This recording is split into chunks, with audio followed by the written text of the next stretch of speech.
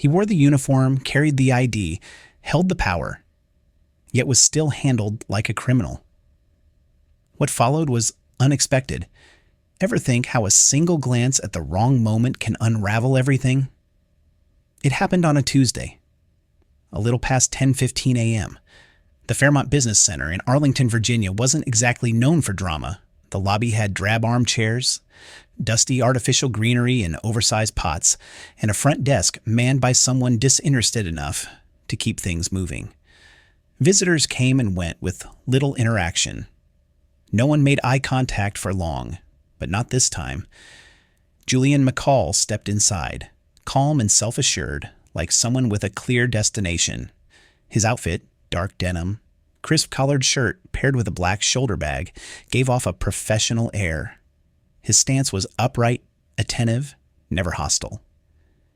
He moved smoothly through the entryway, offering a polite nod to the guard stationed nearby. The gesture was ignored. Julian stopped near the seating area, leaned against the wall and checked his device. One wireless earpiece in place, he murmured now and then, too softly for anyone else to catch a word.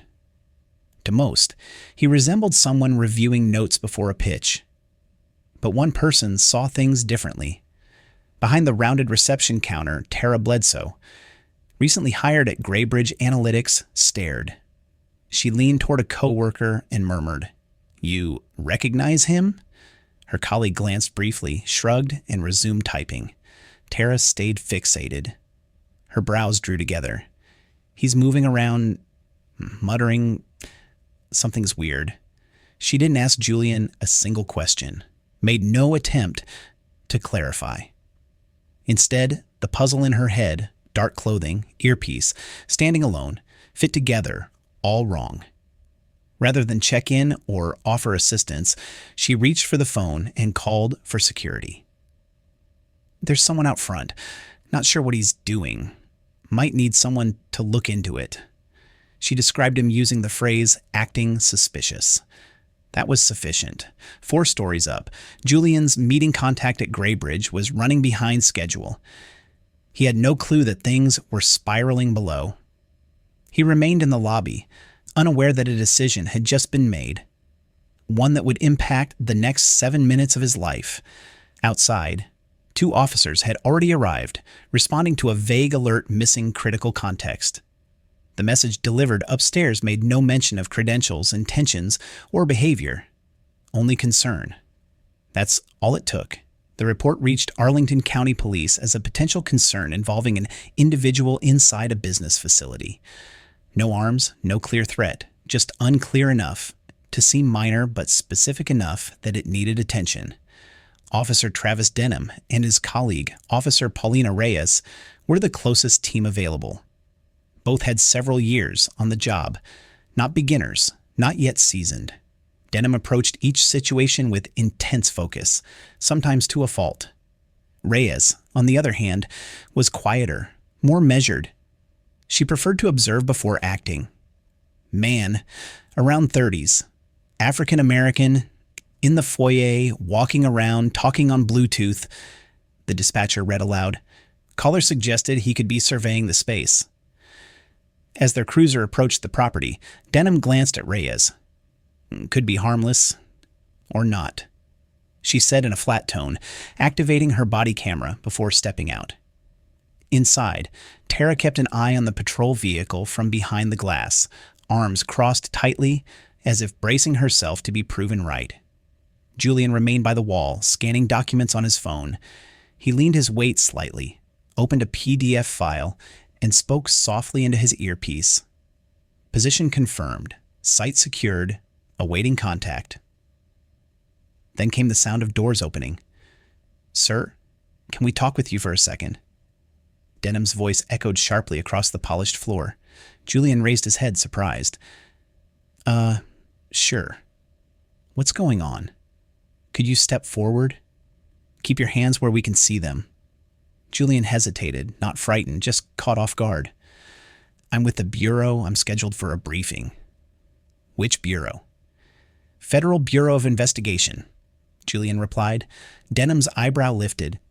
"Identification?" Yes. Julian answered evenly, reaching toward his shoulder strap. Let me get it. Sir, don't reach. Julian immediately froze, motion suspended. The already quiet space now felt frozen in time. I just said I'm retrieving my credentials, Julian responded, still composed but with a sharper edge. Reyes inched closer, eyes flicking between both men. Could you lower the bag and unzip it slowly? Julian crouched, deliberately opened the compartment, and set it on the floor. Badge is in the side pouch. You're welcome to take it out yourself. Denham didn't react immediately. His jaw clenched. Julian remained motionless. I'm meeting with someone from Graybridge Analytics. Surveillance project. You can confirm with Agent Jennifer Rhodes at the DC field office. They didn't verify. Reyes's gaze shifted toward Tara, who remained stationed behind the counter. The receptionist said nothing, just watched. She never clarified what exactly made her suspicious or why she had dialed in the first place. Sir, we're going to need you to sit down, hands visible at all times, Denham said, louder now. Julian complied slowly, lowering himself to the floor without losing eye contact. Meanwhile, the elevator upstairs had just begun its descent. Inside was the person who would shift everything. Julian sat on the cold tile, palms pressed flat, his laptop bag placed neatly beside him. His breathing remained even, but his eyes stayed locked on the officers, their hand positions, their proximity, the tension in their silence. Across the room, Tara shifted nervously. She hadn't imagined things would escalate to this point. Her gaze dropped to the floor, then moved between Julian and the two officers. Then back again. Her expression stiffened. She said nothing. Denham remained squared, posture firm, voice steady. Are you carrying a weapon, sir? Julian responded calmly, yes. Standard issue Glock 19, right side, concealed. Fully authorized. Identification is in the outer pocket of the bag. Denham stayed quiet. He didn't step forward, didn't request the ID. He just stared, as though studying Julian for signs of deceit. Reyes moved a fraction closer to the bag. Julian noticed. Left zipper compartment. Silver badge wallet includes photo and ID. I'm Special Agent Julian McCall. Badge number 79261. Reyes crouched, unfastened the indicated pocket, and pulled out the case. She opened it slowly. Inside, photograph, badge, paperwork, everything legitimate. Her eyes flicked to Julian, then up at Denham. Appears authentic, she said softly. Denham didn't ease up. Still need confirmation? He muttered. Julian remained motionless. He didn't seem shocked. You can radio field operations in D.C., or just contact Agent Jennifer Rhodes. She'll pick up, he said. His tone was measured, but it carried the kind of composure worn like a shield. Despite Reyes holding all the necessary verification, the atmosphere kept thickening. Denham looked like someone who didn't know how to reverse course once the pressure had built, like walking it back would mean surrendering authority. Then, the lobby doors swung open. 2 building security staff entered, one seasoned, one newer. They surveyed the standoff, a federal officer seated on the ground, 2 cops standing over him, and a receptionist who now clearly regretted making that phone call. The older guard leaned toward Reyes, whispered something. She gave a nod. Julian subtly adjusted his position. Look, I'm not trying to be uncooperative, but I'm not dangerous. Just here on assignment. I won't move unless told. Reyes stood fully now, holding his badge wallet. We should notify the Bureau, she said to Denham. He didn't answer, just stared at Julian. Less suspicion in his gaze now, but still unsure how to proceed. Only 5 minutes had passed. It felt like a half hour. Then came a sound no one expected. The soft chime of the elevator. It opened to reveal someone who didn't need an introduction.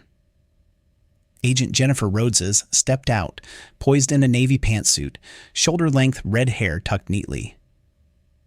Her FBI badge glinted at her waist. She held a folder in one hand, coffee in the other. more prepared for a briefing than a crisis.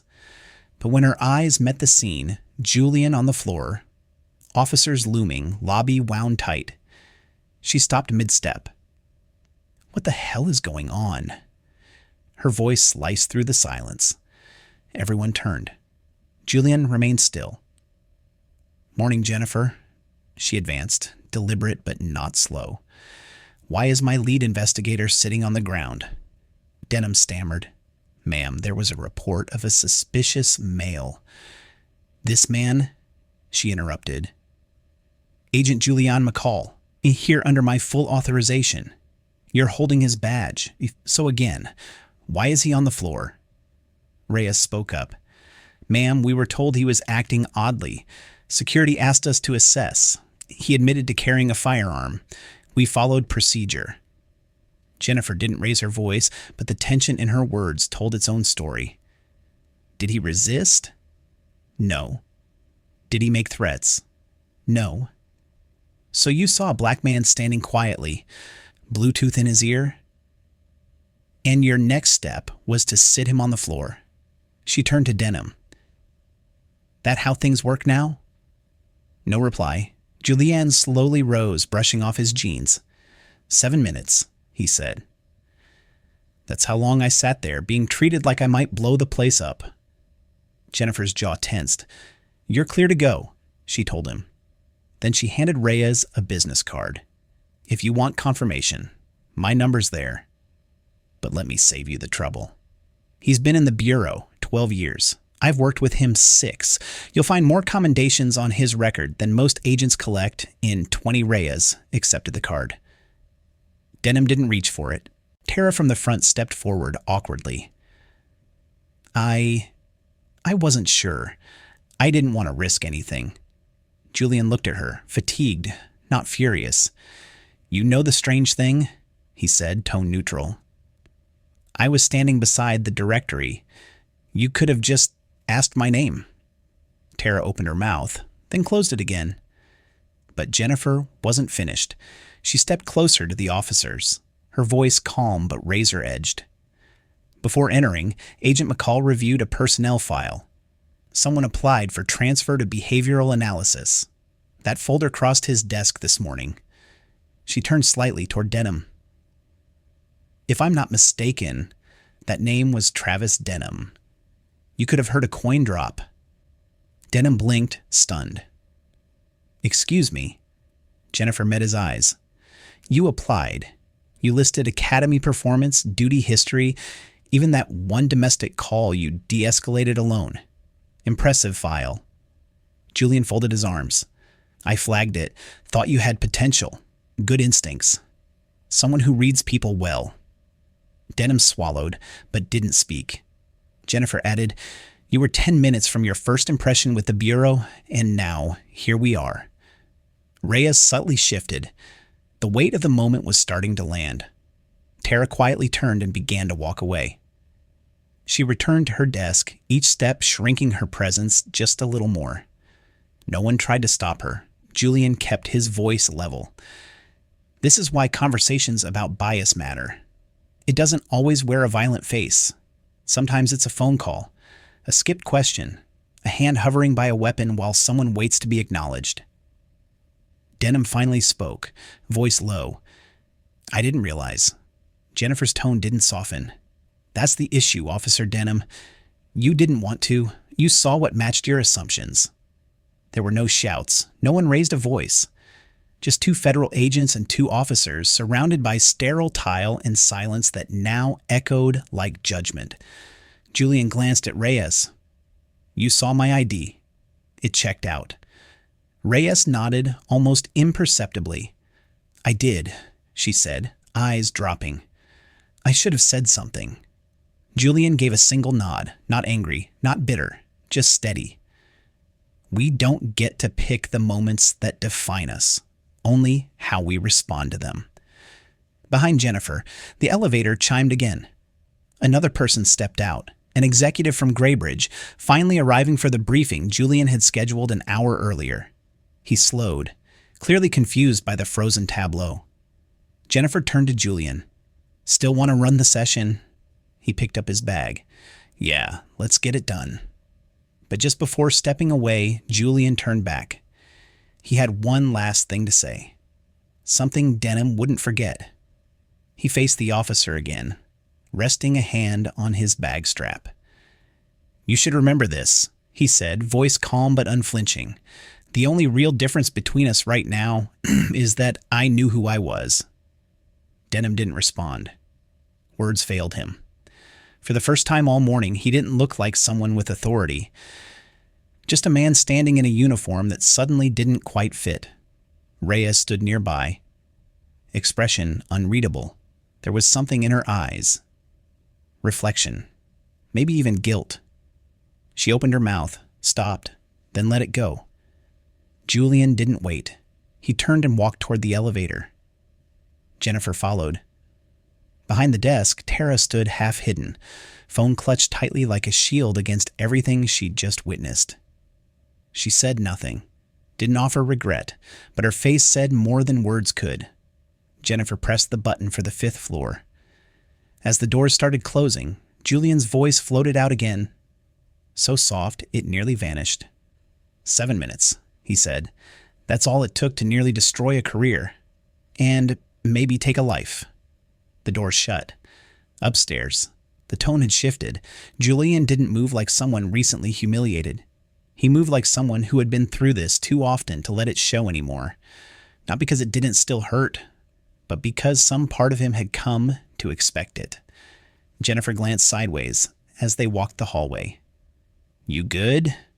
Julian shrugged. Just tired. She didn't ask more. Inside the briefing room, the Graybridge logo was already glowing on the screen, listing the cybercrime suspects they were targeting. Julian connected his laptop and started pulling files. All business, like nothing had happened. But downstairs, things had shifted. Officer Reyes approached Denham quietly. You okay? He didn't answer right away. I applied to the Bureau because I wanted to matter, make an impact. Reyes nodded. Maybe today was your first shot at that. Denham exhaled, eyes locked on the elevator. Didn't feel like it. Reyes glanced toward the reception desk. Tara was gone. The screen still glowed, chair empty. No, she said softly. It didn't, but maybe it still can. What Julian didn't yet realize was that someone here wasn't just rattled. They were on the verge of a decision that would change everything. An hour later, the meeting ended. Julian shut his laptop and shook hands with Graybridge's cyber team. His expression stayed neutral, professional, but the tension in his shoulders hadn't left. He stepped into the hallway with Jennifer, who handed him her keys. Want me to walk down with you? Julian shook his head. I've got it. She hesitated. I'll call you later. He nodded once and rode the elevator alone. No music, just the gentle hum and blinking numbers. When the doors opened, he didn't expect anyone to be waiting. But Officer Reyes remained, leaning against a pillar. Her posture was relaxed, but her face was open, unfiltered. Julian passed her without a word, but she stepped forward. Agent McCall. He paused. She took a breath. I stayed because I needed to say this, not because I was told to. Julian turned slightly. You were right, she said. I read your ID. I saw the proof, but I let it happen anyway. I didn't question it, didn't speak up. His voice was low. So why tell me now? Because I refuse to be another person who sees the truth too late and walks away. He studied her. No walls, no bravado. She wasn't saving face. She was showing it. Apologies don't fix much, Julian said. I know, she replied. They don't erase fear or undo patterns. She looked down. But I also know accountability starts when you say it out loud. Julian nodded. Most don't even get that far. She exhaled. I thought I knew what bias looked like. Like, I didn't realize it could wear a uniform like mine. Julian offered her a small, tired smile. It wears everything, suits, scrubs, security polos. Sometimes it even sits behind a front desk. That earned a faint smile from Reyes. You think Denham still has a shot at the Bureau? Julian's face shifted. Serious again. He does, but only if he can face himself first. The Bureau doesn't need people who carry authority without understanding its weight. Reyes stayed silent as Julian turned and walked toward the building's glass doors. He paused before exiting and glanced over his shoulder. "Tell him the interview's still on," Julian said, "but I won't be the only one talking this time." What Julian didn't know was that the day still had one more scene to offer, quiet, almost cinematic, waiting just beyond those sliding doors. They opened with a soft hiss, and Julian stepped into a gray, damp afternoon. The parking lot was half filled, the sky brooding but calm. Birds chirped faintly in the distance. Tires sliced through rain-slick streets beyond the building. It should have been an ordinary walk back to his car, but across the lot, leaning against a patrol cruiser with his arms crossed, stood Officer Denham. Julian slowed. Denham looked up, saw him, and straightened. For a moment, neither said a word. Then Julian approached, not because he was invited, but because something in him was curious. "You waiting on something?" he asked. Denham shook his head. "Didn't want to leave it like that." Julian didn't reply right away. Denham spoke again, eyes forward. "This morning, I thought I knew who I was. Thought I was the kind of cop who didn't let this stuff happen on his watch. And now?" Julian asked. Denham looked over. "Now, I think I've just been lucky.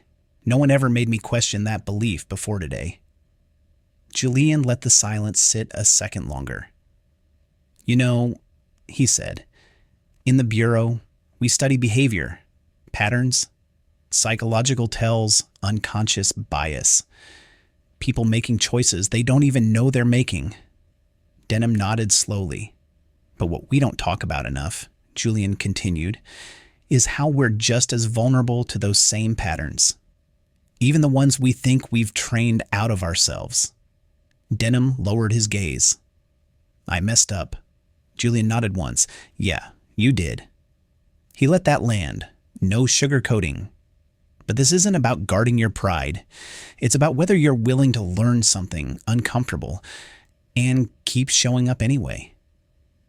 Denham looked at him, eyes steadier. "I still want the Bureau job." Julian held his gaze, then gave a short nod.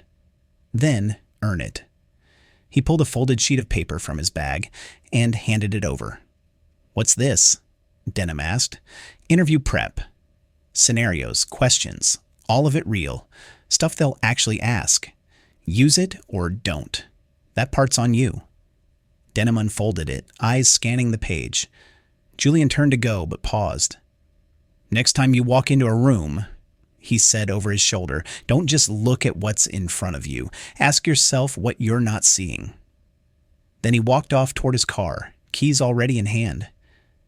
Denham stood in the lot alone, staring at the sheet in his hands. It didn't weigh much, but it felt heavy. Not because of what it was, but because it reflected something he hadn't been ready to face. The truth is, stories like this don't always end in shouting or arrests. Sometimes they end in moments of quiet reckoning, in hard questions no one wants to ask themselves, in silence that finally makes room for growth. Because we can't fix what we won't confront. And we can't move forward if we keep pretending there's nothing wrong. So if this made you pause, even for a moment, to consider how you see, how you listen, or how you act, then maybe the story did what it was meant to do. Share it. Start the conversation. Because silence has never kept anyone safe.